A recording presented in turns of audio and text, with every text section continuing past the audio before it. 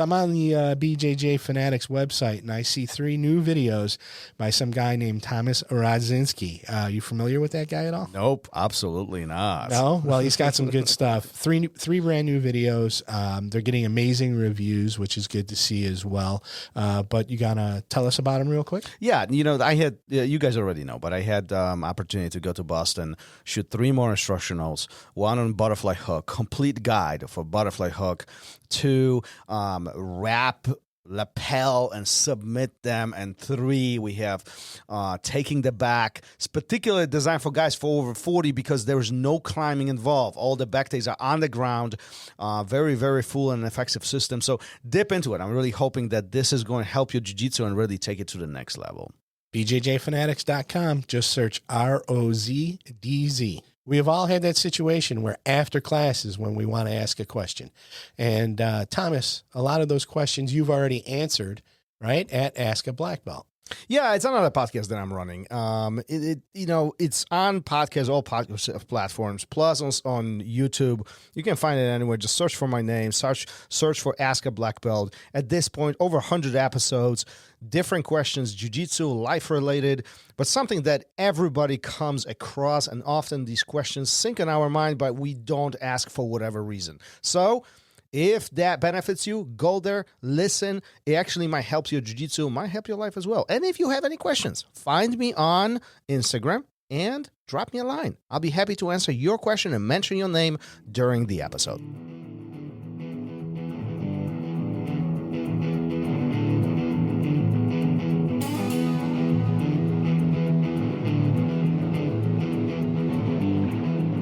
Welcome to Raw Radio.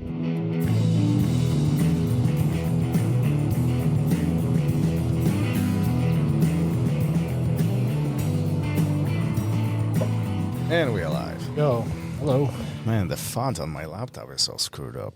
Why? I don't know. It's like super big. Everything is big on my screen. You're getting old. You need to make it bigger so you can actually see it. No, I like it like really small. Too many jokes. It was funny. We were just out on the mat, and we were training with our eyes closed, and I said that's good because I'm going blind as it is. I'm not That was able to funny. see anything soon enough anyway. That was funny. I can't see anything anymore. No, you don't. Right? Life is a struggle. It just keeps moving along. Is that what it is? Yeah, and you don't move along with it at some point. Things start to fall apart, but that's all right. I think I found it. Found what? Now my Nobody wants to hear about your font. it's They're back to already norm. checking out. No, it was important in order for Did you me ever to hear stay- those idiots? They talk about the font on their computer, and It getting was old. In order for me to stay focused, I had to have it done. My OCD was. Jesus. OCD. Stop using that as an excuse.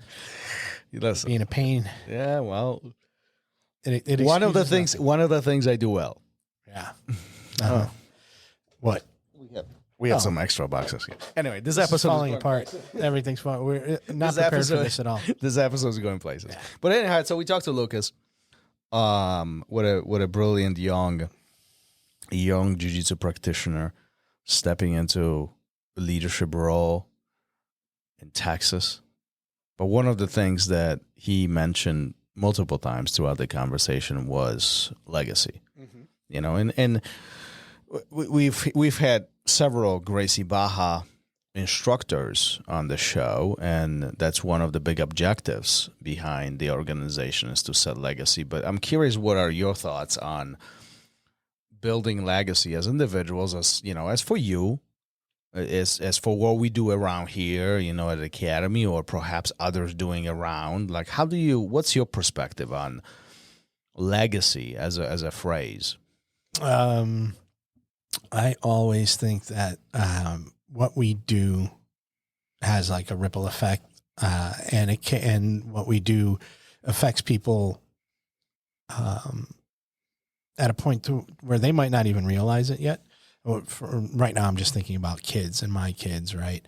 That the things that we are doing now may be going unforeseen, but they are actually having an effect, and it will impact people and they might not even realize it till later. And I think that that's what it means for me, is it's not necessarily like, oh, I left this business behind for them, or I left this house or, this property behind for them. But it could also mean that, when they're going through life struggles, when they're an adult or they're a parent, it's like, oh, you know what, mom and dad, I see why they did the things they did. And it's easier for me to make decisions or manage life, because of the tools, I guess, that they gave. I look at it that way a little bit. Is you can give a lot more than personal property or finances or anything like physical things. It's those the capabilities that you leave for other people based on how you've treated them and set them up. Yeah, I mean, I agree that legacy doesn't necessarily mean materialistic things. But it's also the knowledge base, the intellectual property, and the wisdoms that we pass on to either our kids, family, or other people, right? Even friends or strangers, right? And just it is what it is. We are impacting each other every single day, whether we like it or not. It is what it is. But that's part of this, right? It's like leaving a footprint, whatever that means, right? That has some impact on other people. Yeah, I think so. And I think that it's also the flip side of it is you got to realize what people have left you as well. So the good and the bad, right? This person did these things and it affected me this way. We always talk about reflection, or that person did this and it affected me in a bad way. So it's, it's those things that the ripple effect, the butterfly effect, whatever you want to call it, those things that we set in motion, that other people pick up and carry with them. And it could be something, it could be a banner, literally, the GB banner that they're carrying, or it could be, how a person treats somebody who's down on their luck because of the way people treated you, whether they treated you well and you realized, hey, this is the way you should treat people, or they treated you poorly and you don't want to make anybody else feel the way they made you feel. Does legacy need to be carried on in order for it to have a true meaning of legacy? In other words, what I'm trying to say is, if somebody forgets or ignores everything that we are leaving behind, does that mean that we didn't leave legacy? It depends. I mean, if things are put into action and those things are taking place, regardless of anybody getting credit, it's still a legacy, I think it exists on its own separately from an institution or a banner, like I said a minute ago, that it is, it's something that can live inside of a person, and it doesn't have to have a name. It doesn't have to have logo. But at that point, that legacy would end with that person. If we no, because that person passes those lessons and those things on to the next person. But would you pass on? Okay, hold on. So devil's advocate Thomas comes in here. Would you pass on the points of legacy unintentionally then? Because if they are if they are intentional, then you are aware where they came from or what is happening. Like you have a point of reflection. My father left me this story, so I'm going to pass it on to my kids, right? But if you forget about the story, then you're not going to be passing it on. If your jiu-jitsu school shuts down, but all the kids that you trained over the years carry themselves in a specific manner that you taught them on the mats, your legacy is still there. But it stops with them. No, because they have kids of their own, or they coach a kid somewhere along the lines and they pass down all those wonderful things that were given to them to that new generation. I guess I'm trying to... I don't get hung up on the name, right? If the name disappears or the recognition disappears, I feel like that legacy is still there. I guess what I'm trying to figure out, if we are aware of if we making an effort to carry on the legacy, will it go further? Or if we simply disregard the source and what the intent is, will they carry on, or at some point will get diluted and it will stop? I don't know. I guess it probably could, but like if everybody folded up shop and went home, the things that they've done carry on, right? So will they start getting diluted over time? I don't know if diluted is the right word. They might get morphed. They might get changed. Disappeared. But the effect is still there, good or bad, whatever the legacy is, or the intent is, I guess. So that's kind of how I look at it. Now, 50 years from now, if your sign's still on the door, but the community and the culture have changed and morphed from your original intent, is the legacy still there? Well, yeah, that's a good question. Yeah, flipping it the other way. Yeah, no, you're right. Because then at that point, look at it like a franchise. If you've got 50 schools or 50 restaurants, anything, one of those could be completely separate from the culture that you've developed or whoever's developed. And that the legacy stops there. No, I agree. Right. But I'm not even looking at schools or jiu-jitsu. I'm looking at more at life. Like if you pass on legacy to your kids, right? And you embedded certain life skills or certain habits or whatever it might be, right? And they embrace them. But if they forgot that this is important, right? And they passed them on to their kids and they didn't highlight the importance of it, the next generation is more likely to forget about them and ignore them and not pass it on next generation. Right? The whole point of legacy is to go from generation to generation to generation to generation to carry on, right? Like I don't know, like, but it's good. But if so, like some of these guys, and it's funny. So now we can take it back to Lucas. If you're born into it, right? They didn't seek it out. Somebody didn't, his parents didn't say, hey, you know what? You need to learn self-defense. Let's give this jiu-jitsu thing a try. No, he had all the black belts over, his uncles and everybody were at the house all the time. He was born into it. If they never told him that what you learn in jiu-jitsu is great for life skills, what you learn in jiu-jitsu, you carry on and pass down, so he was never made aware of it, that still doesn't mean it wouldn't have had the same effect. No, but look, I'm going to flip this the other way. And again, devil's advocate here. But if he was not part of the family-oriented organization that embraces quote-unquote legacy, that some of those things, as time goes on over decades, it probably would disappear because he would no longer be born into it. He would be born into something else that has changed over time.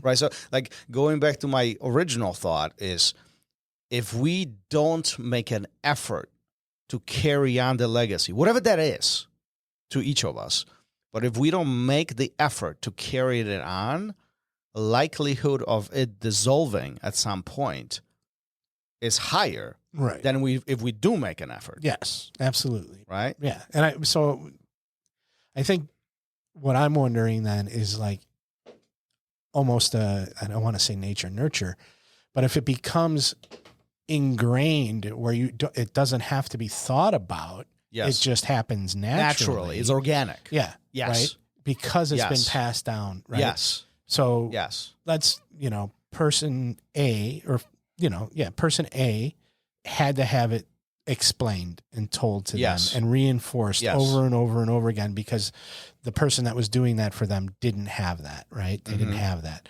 So person A can take that and reinforce it down the line to B. Maybe by that time it becomes natural where B doesn't have to really, they're living it by example rather than telling and pushing it on people.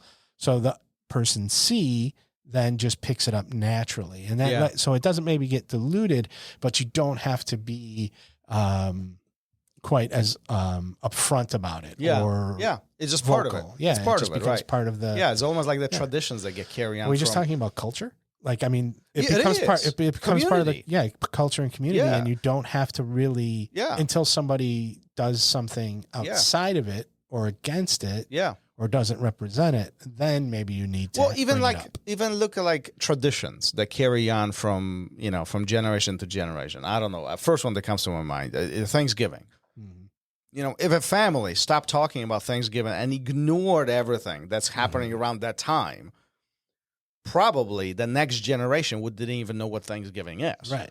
But because it's Can we so do that with Christmas, please? but because it's so embedded into the culture and this country particularly, it's impossible to ignore it.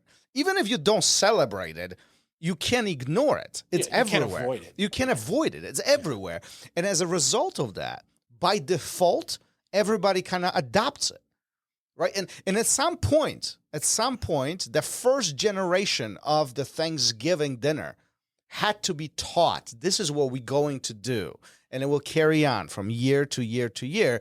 And at some point, it converted into, we just do it. It's just happening. Yeah, but it morphed. I mean, like if you, it's completely different than it was 100 years ago. Absolutely. It's completely different than it was 300. It has evolved. Yeah. Right. But the or devolved. Oh, devolved. Yeah, I know. Now we're getting into. Never mind. Forget it.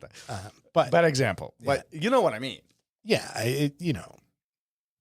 traditions get passed down, and if people start skipping them, and then obviously it fades away. It just dissolves, and But many would consider as that a Thanksgiving dinner being a legacy of the very, very first dinner that took place at that time. I mean, that was passed on for hundreds. Yeah. Right?